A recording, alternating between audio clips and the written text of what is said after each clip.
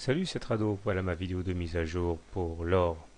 La séance d'aujourd'hui est très encourageante à plusieurs titres. Tout d'abord, nous confirmons le passage au-dessus de la moyenne mobile à 20 séances et également au-dessus de l'ancienne résistance à 1409 ici, puisque nous clôturons au-dessus.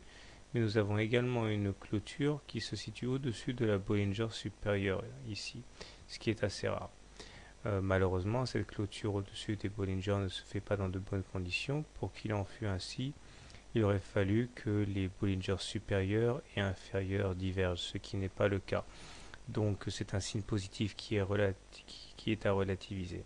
Mais il ne faut pas non plus bouder son plaisir. C'est pas si mauvais, d'autant que nous avons toujours en ligne de mire le ralliement de la base du biseau, à savoir les 1433 ici, du fait que nous ayons cassé le biseau descendant ici en bleu turquoise. Donc à très court terme, normalement on devrait aller visiter les 1400, 1430 par là. Ce qui donnerait également la possibilité pour l'heure de se retrouver au contact quasiment du haut du canal noir ici, puisque c'est l'objectif de la rotation en cours à l'intérieur du canal. On voit que l'oblique mauve a bien joué son rôle d'amortisseur, et si nous sommes en train d'assister à la naissance d'un nouveau canal, on pourrait envisager d'aller chercher les 1460 par contact, par percussion avec le haut du canal mauve qui est pour l'instant hypothétique.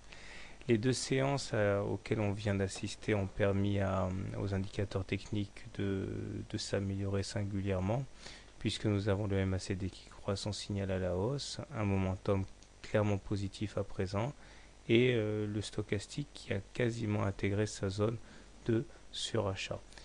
Il faut aussi remarquer que la fourchette d'Andrews noire ici présente une médiane qui n'a pas été rallier avant que l'on soit sorti de cette médiane, ce qui est un signe avant-coureur généralement d'une impulsion haussière assez forte, ce qui me fait donc envisager sérieusement le contact avec le haut du canal noir.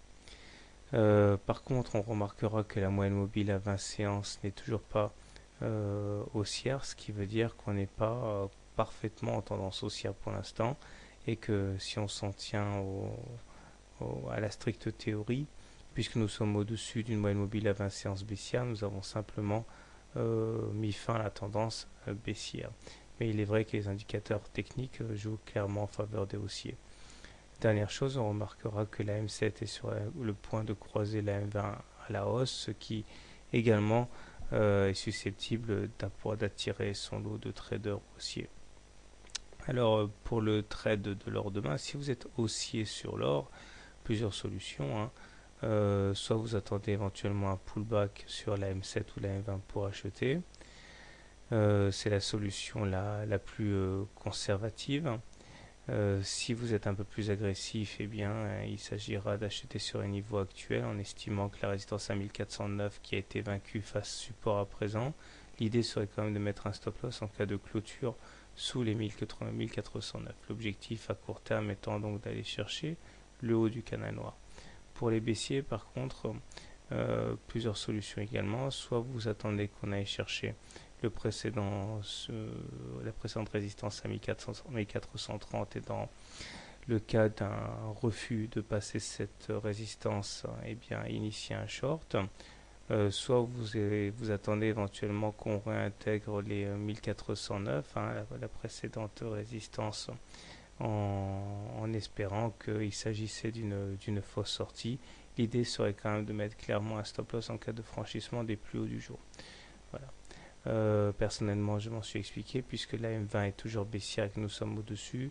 Je considère qu'il n'y a pas encore de tendance. Donc ce n'est pas le genre de marché sur lequel j'affectionne intervenir, puisque la tendance n'est pas clairement établie. Bonne soirée, bon trade, et à demain.